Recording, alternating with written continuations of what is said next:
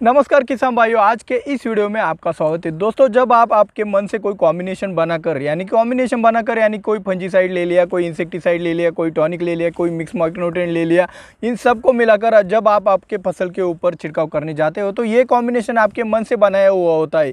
तो आपके मन में जो कॉन्फिडेंस होता है वो कम होने के कारण आप छिड़काव करते वक्त भी हिचकिचाते हो, जिसके कारण आपका जो कवरेज होता है उसमें भी आपको दिक्कत आती है। बात तो यहाँ तक पहुँच जाती है कि जब आपका छिड़काव होने के बाद जब आप रात भर सो नहीं पाते और सुबह जाके जल्द से जल्द उठकर आप जब आपके फसल में जाकर देखते हो, तब आपके मन में तसल्ली होती कि हाँ भाई, मेरा कॉम्बिनेशन, मैंने बनाया हुआ कॉम्बिनेशन सही था या फिर गलत था।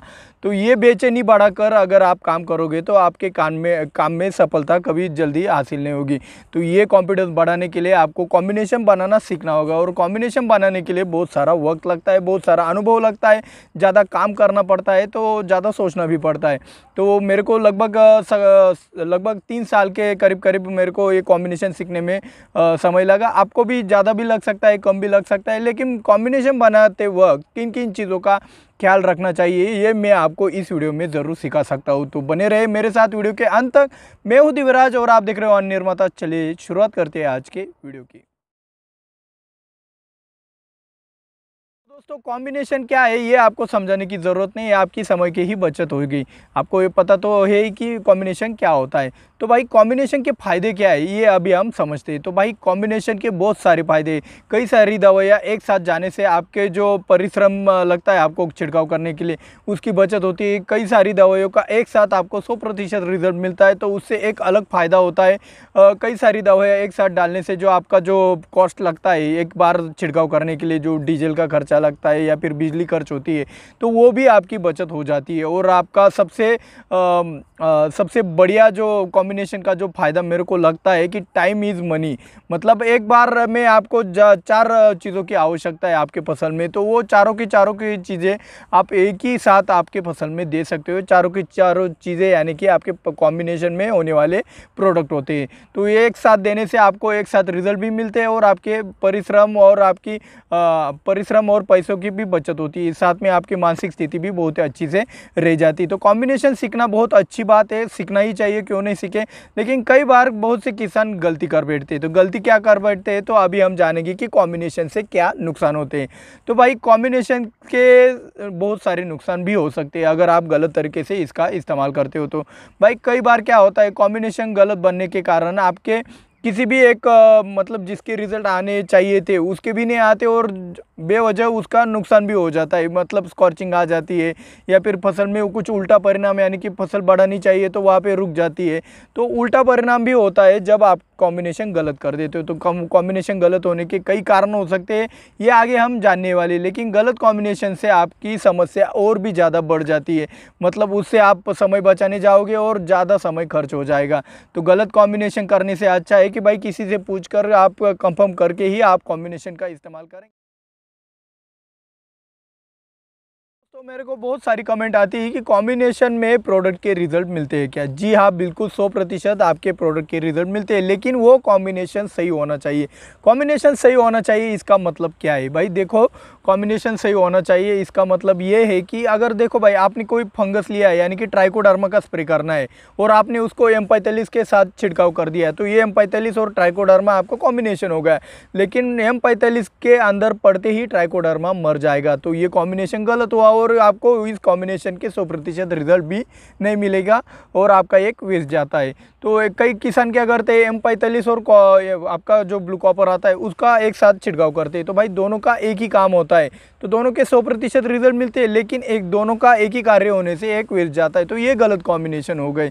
और कई बार क्या करते हैं, कई किसान क्या करते हैं, एलेट के साथ सल्फर या कॉपर का या फिर फॉस्फोरिक एसिड का अगल बगल में छिड़काव करने के कारण, ज़्यादा एसिडिक होने के कारण भी आपका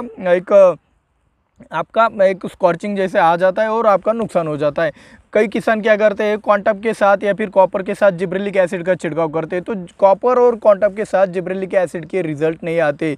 कॉपर और क्वांटम जिब्रेलिक एसिड के रिजल्ट कम कर देता है। तो ये भी आपका गलत कॉम्बिनेशन होने के कारण नुकसान होता है। कई बार क्या होता है, 2 केमिकल के रिएक्शन होने से आपका कॉम्बिनेशन गलत होता है। कई बार क्या होता है, 2 केमिकल की रिएक्शन तो नहीं होती है, लेकिन वो एक दूसरे को दबाने का काम करते हैं, जिसके कारण आपका कॉम्बिनेशन वेस्ट जाता है। न्यूट्रिएंट में भी ऐसा होता है, अगर आप नाइट्रोजन भी दे रहे हो, पोटेश भी दे रहे हो, तो दोनों का बैलेंसिंग कैसे होगा? आपको नाइट्रोजन का पावर चाहिए, यानी कि नाइट्रोजन की इफेक्ट चाहिए, तो आपको नाइट्रोजन का ही स्प्रे करना पड़ेगा। आप साथ ही में पोटेश भी दोगे तो नाइट्रोजन की रिजल्ट आपको कहाँ से मिलेगी? तो ये सब दिक्कतें आपके गलत कॉम्बिनेशन के कारण होती है। तो गलत कॉम्बिनेशन डालने से आपका पैसा, आपके परिश्रम दोनों के दोनों व्यर्थ हो जाते हैं। तो आपको एक बात ध्यान में रखनी चाहिए कि आप जो भी कॉम्बिनेशन डाल रहे हो, पहली बात तो ये कि पहले अगर आपको कॉम्बिनेशन नहीं आते तो आपके मन से कोई भी कॉम्बिनेशन नहीं डालना है। आपको कंफर्म कर लेना है दुकानदार से, किसी कंसल्टेंट से। हमारे भी बहुत सारे वीडियो कॉम्बिनेशन की सीरीज़ है, वहाँ से भी आप कंफर्म कर सकते हो, या फिर आपको कॉम्बिनेशन डालना ही नहीं, ये बात आप कंफर्म कर लो। क्योंकि आप अगर गलत कॉम्बिनेशन डाल दोगे तो आपका बहुत सारा समय भी खर्च हो जाएगा, आपकी फसल ख़राब होगी, वो बात अलग से होगी। तो ज़्यादा आपका नुकसान ना करते हुए आपको कॉम्बिनेशन बनाना है, ये बात आपको ध्यान में ज़रूर रखनी है। तो दोस्तों, जैसे कि मैंने शुरुआती में बताया कि कॉम्बिनेशन करना सीखने के लिए मेरे को लगभग 3 साल लगे। कौन से में कौन सा चलता है, कौन से में कौन सा नहीं चलता है, ये सीखने में लगभग 3 साल गए मेरे। मतलब जो कंसल्टिंग के जो शुरुआती के जो 3 साल है, उसमें लगभग मैं तो लगभग 24 घंटे भी कह सकते हो कि भाई उसी में पड़ा हुआ था। तब जाके मेरे को कॉम्बिनेशन सीखना आ गया है। तो आप भी अगर इतनी शिद्दत से अगर कॉम्बिनेशन में, केमिकल में स्टडी करोगे तो आपको भी कॉम्बिनेशन बनाना आ जाएगा। लेकिन पहले स्टडी करना बहुत ज़रूरी होता है। आपको केमिकल प्रॉपर्टीज़ पता होना चाहिए, ये एसिडिक है, ये अल्कली है, ये इसमें चलता है या फिर उसमें नहीं चलता है। जैसे कि उदाहरण के लिए आप अगर एलेट का छिड़काव करते हो और उसके 2 दिन पहले अगर आपने कॉपर का या फिर सल्फर का या फिर फॉस्फोरिक एसिड या फिर किसी अन्य एसिडिक दवाइयों का अगर आपने छिड़काव किया होगा, तो आपको एलेट से बहुत सारी स्कॉर्चिंग आ जाएगी। ये कॉम्बिनेशन नहीं है, लेकिन एलेट के आगे पीछे का मैं आपको बता रहा हूँ। अगर ऐसे ही अगर आपने कॉम्बिनेशन में आपने कॉपर भी 500 ले लिया और सल्फर भी 500 ले लिया, तो आपका मिश्रण ज़्यादा एसिडिक होने से भी आपके फसल में स्कॉर्चिंग आ सकती है। तो हमने कॉपर सल्फर का कॉम्बिनेशन बताया, लेकिन उसमें एक डोज कम दिया है, आपको कॉपर 200 सल्फर 200 दिया है।